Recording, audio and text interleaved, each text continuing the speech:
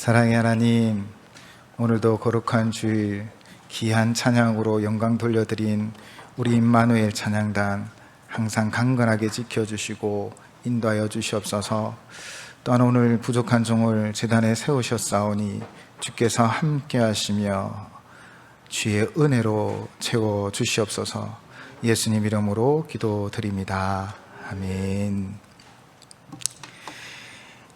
오늘 한 열무나 이 이야기는 누가복음에만 기록되어져 있습니다.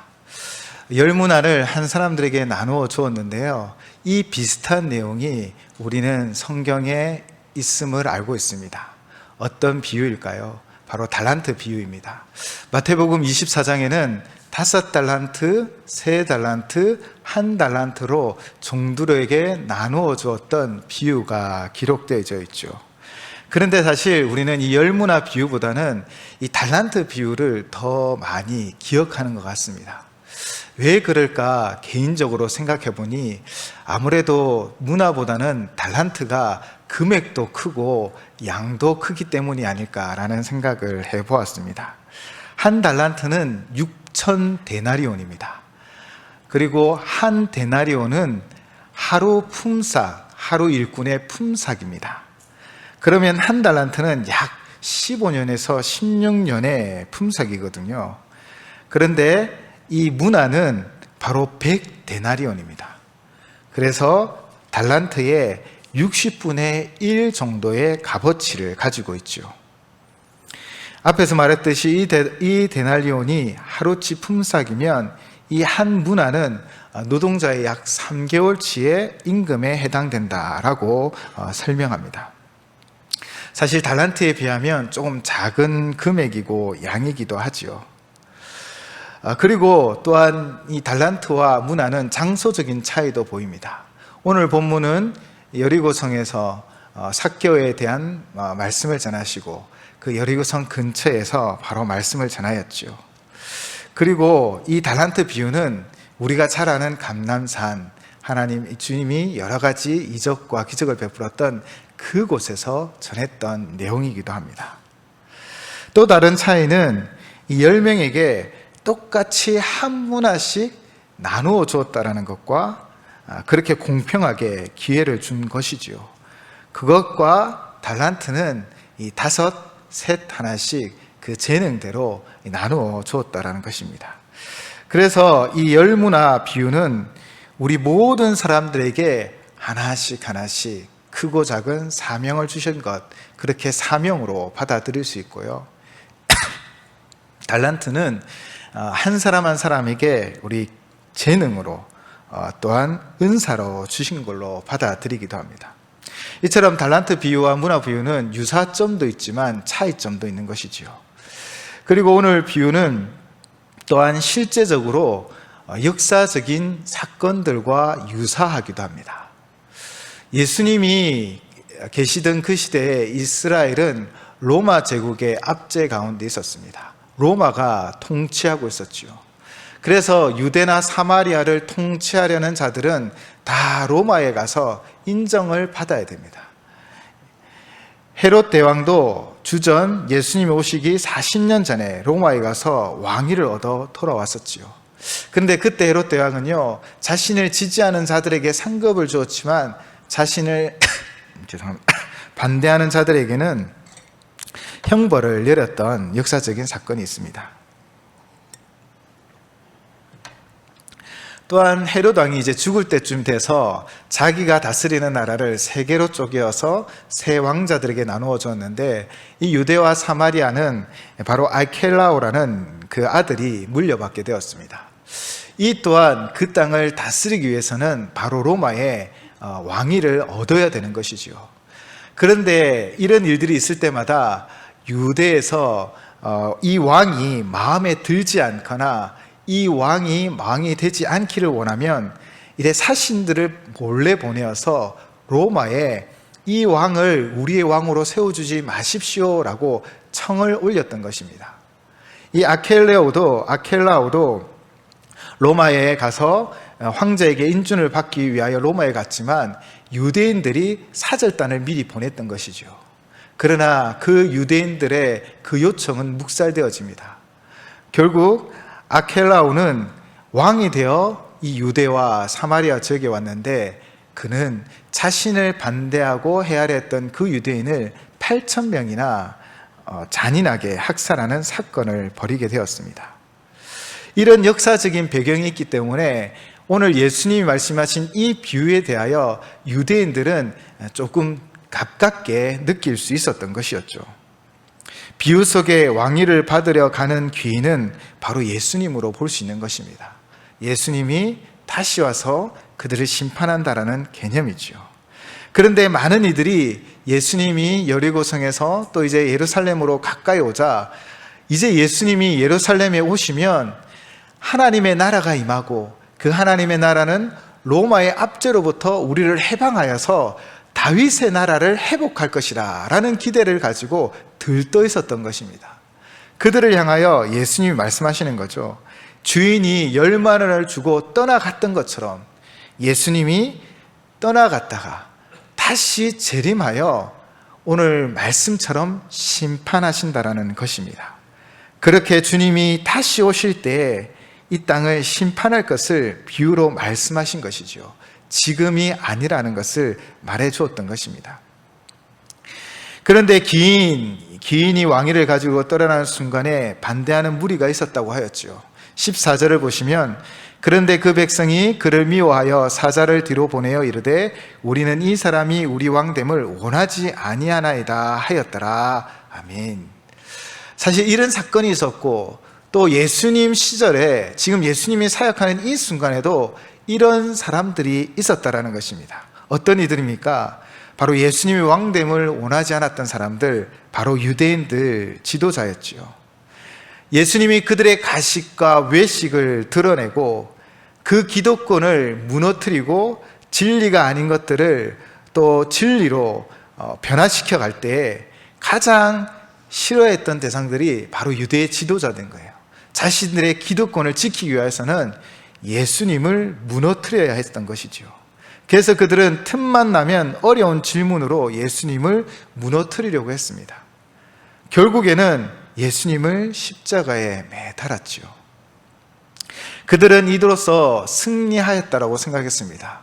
왜? 예수님이 십자가에 못 박히시고, 이스라엘 백성들은 십자가에 못 박힌 자를 저주받았다라고 생각하는데, 그렇게 십자가에 못 박히고 나무에 달리셨으니 이제 자신들이 승리했다라고 생각을 하고 있었다는 것이죠. 그러나 그들의 계략은 성공하였습니까?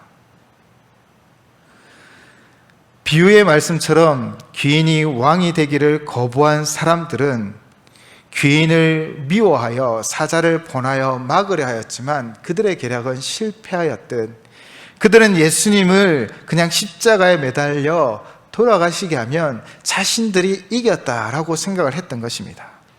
그러나 베드로전서 3장 22절은 무엇이라고 말씀하고 있습니까?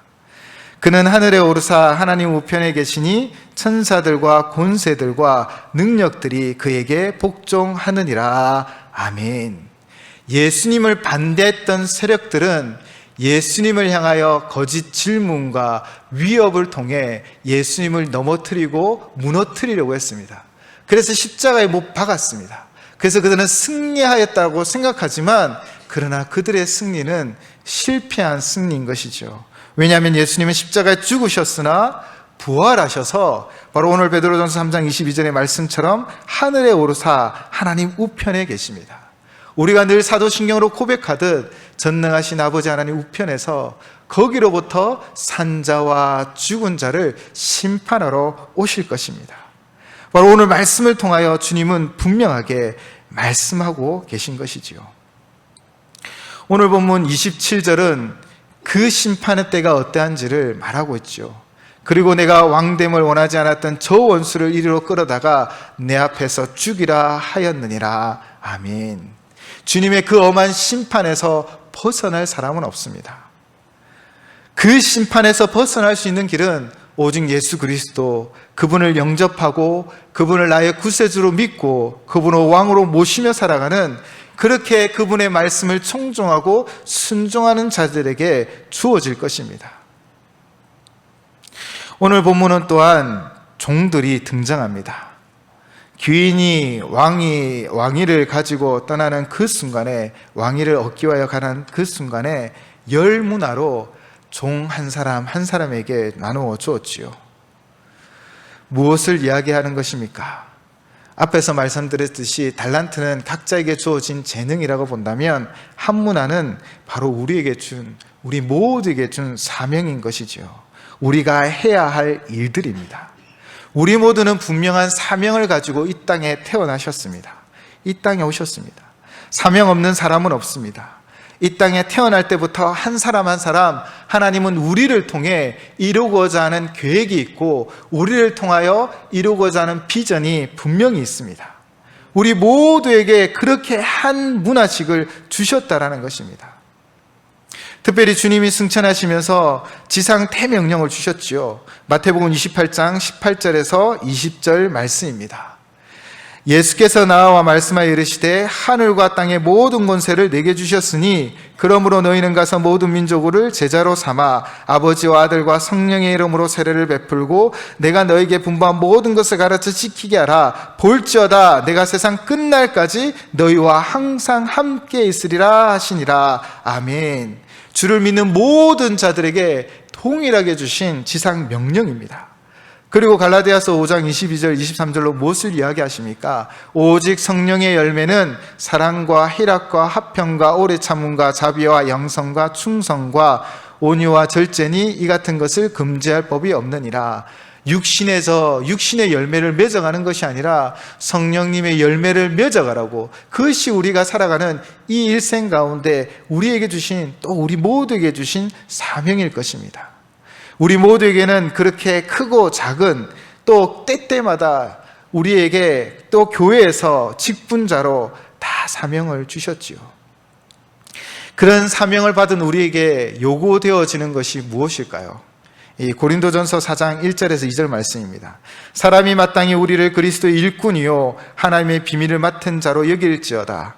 그리고 맡은 자들에게 구할 것은 충성이니라. 아멘. 우리에게 사명을 주셨습니다. 그러면 우리가 해야 할 일은 바로 충성하는 것이지요. 우리에게 주신 크고 작은 일들 가운데 우리는 매일매일 그렇게 하나님 앞에 충성스러운 종들이 되시길 바랍니다.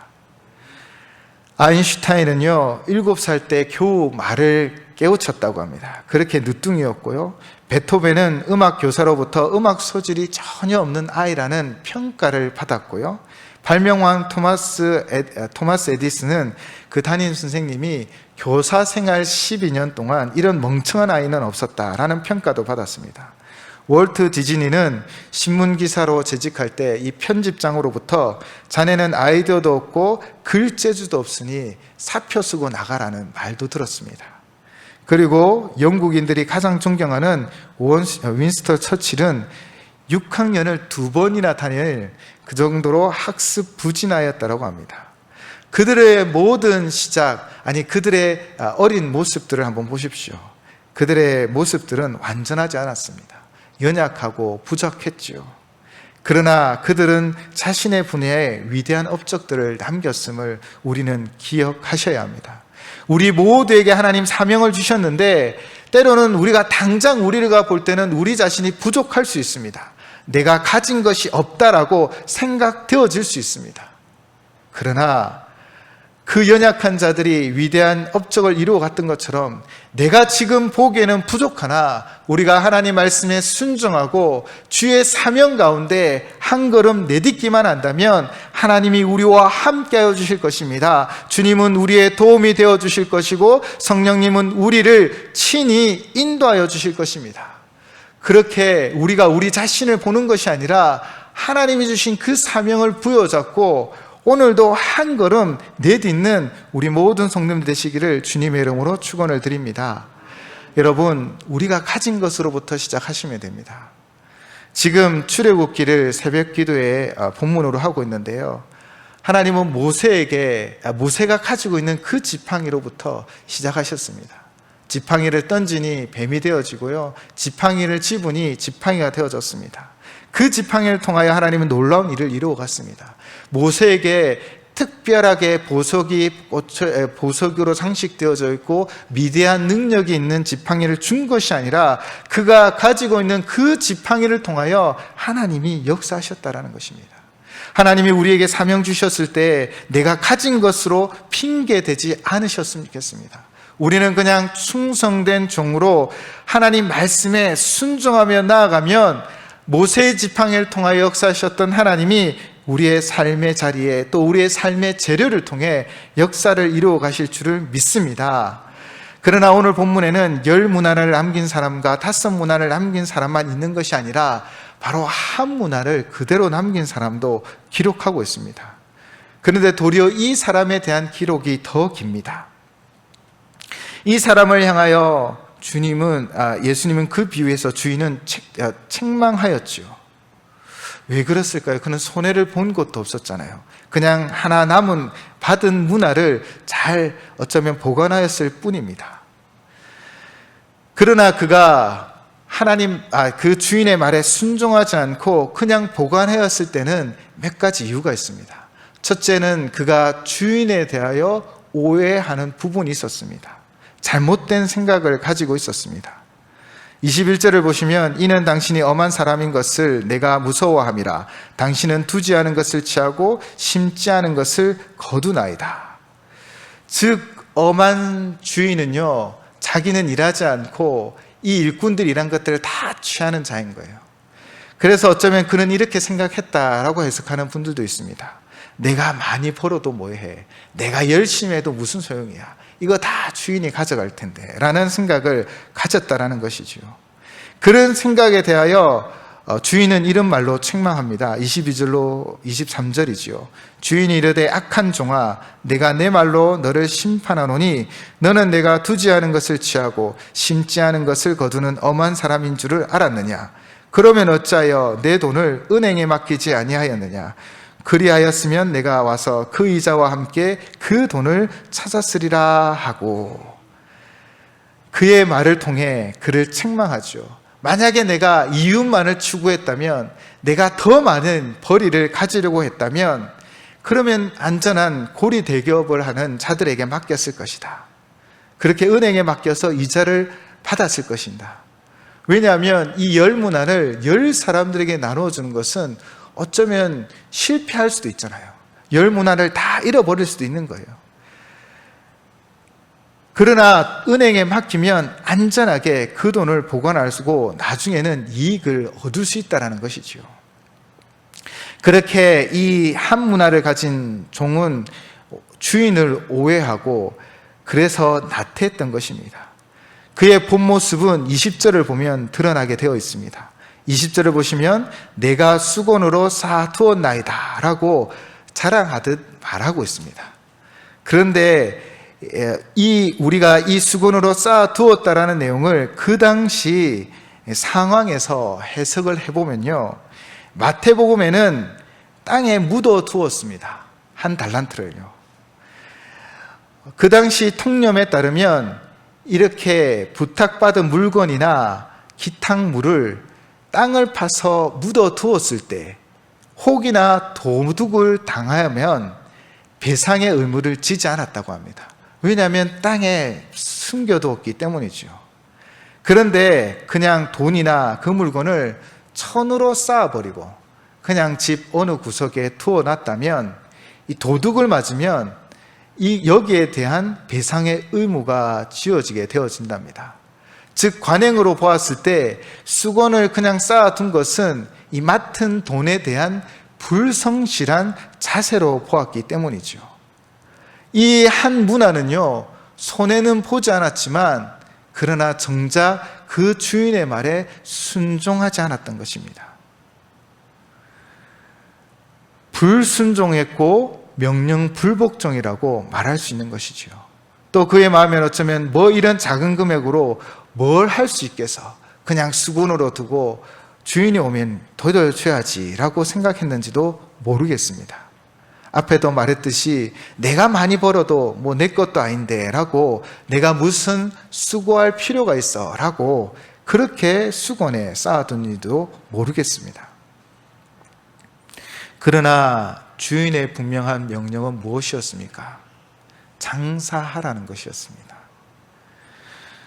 이 종은 주인의 말을 몰라서 불순종한 것일까요? 아니요. 자기가 생각한 대로, 자기가 자기 주인이 되어 내 마음대로 그냥 불순종했던 것입니다.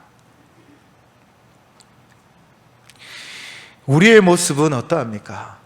우리는 우리에게 맡겨진 그 사명, 작은 것부터 큰 것까지 그 사명을 열심히 잘 감당하고 있으십니까?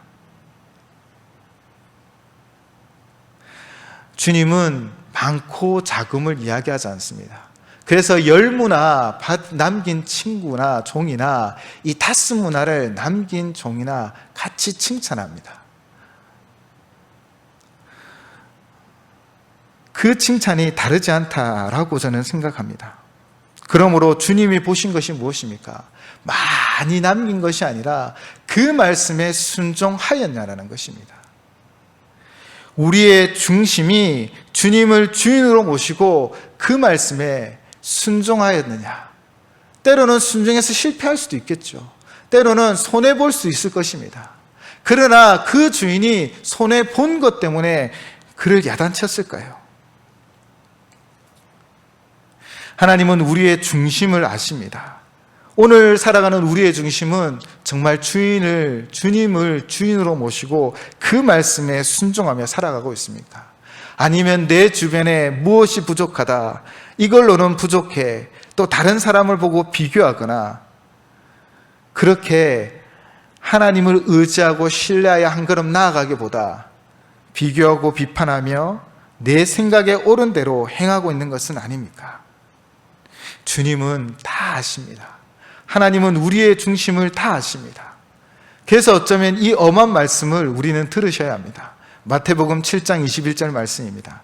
나더러 주여 주여 하는 자마다 다 천국에 들어가는 것이 아니요 다만 하늘에 계신 내 아버지의 뜻대로 행하는 자라야 들어가리라. 아멘. 내가 많이 남기는 것이 아니라 얼마나 내가 주님을 주인으로 모시고 살아가느냐. 우리의 구원의 조건은 하나밖에 없습니다. 예수 그리스도를 믿는 믿음으로 살아가는 것이죠. 예수님을 믿고 영접하여 하나님의 자녀가 된 자는 하나님의 백성이 되고 하나님의 자녀가 됩니다. 우리가 정말 주님을 주인으로 모시고 살아간다면 주님의 음성에 청종하게 되겠지요. 그러면 비록 지금은 당장 변화되지 않더라도 우리는 그 음성을 쫓아 한 걸음 한 걸음 변화되어져가는 삶을 살아가게 되어 있다는 것입니다. 그러므로 우리의 중심을 보시는 하나님 앞에 우리는 우리의 중심으로 하나님을 섬기는 삶, 우리에게 주신 사명을 감당하는 삶을 살아가셔야 합니다. 그 삶을 살아갈 때 비록 지금은 내가 뭔가 부족하고 연약하지만 하나님이 우리에게 힘 주실 것입니다. 그렇게 다짐하고 나가는 우리의 삶 가운데 성령 하나님이 우리와 함께 하여 주실 줄을 믿습니다. 그렇다면 우리는 어떻게 충성해야 할까요? 톨스토이의 작품 중에 3가지 의문이라는 단편이 있습니다. 거기에 줄거리를 잠깐 말씀드리면요, 한 임금이 자기 인생에 풀리지 않는 3가지의 질문을 가지고 있었습니다. 그래서 이 질문을 꼭 풀고자 하였는데요, 첫 번째 질문은 내 인생의 가장 적절한 시기는 언제일까? 두 번째 질문은 어떤 인물이, 어떤 사람이 나의 삶의 가장 중요한 존재일까? 세 번째 질문은 세상에서 가장 중요한 일은 무엇일까? 이 3가지의 질문을 찾기 위하여 고민하다가 산속에 있는 은자, 곧 지혜자에게 찾아갔지요. 그 지혜자에게 물어봤는데 그분은 아무런 대답이 없는 것입니다. 그때 갑자기 숲속에서 한 청년이 피투성이가 되어 달려나왔습니다. 임금은 그를 보자 자신의 옷을 찢어 그의 상처를 싸매어주고 정성 들여 그를 간호해 주었지요. 그런데 알고 보니 이 청년은 임금을 미워하고 원한이 있었던 젊은 신하였던 것입니다. 언젠가는 왕을 해하고 그리고 괴롭힐 마음을 가지고 있던 신하였던 것이지요. 그런데 그 청년이 이 임금의 정성스러운 간호에 이 마음이 감격되어지고 그 마음이 풀려서 그 원한의 감정은 사라지고 정말 충성스러운 신하가 되었다고 합니다. 이 일 후에 임금은 다시 지혜자에게 찾아가 이 세 가지 질문에 대한 답을 얻으려고 하죠. 그때 지혜자는 이미 그 대답을 찾았습니다 라고 이야기해 주는 것입니다.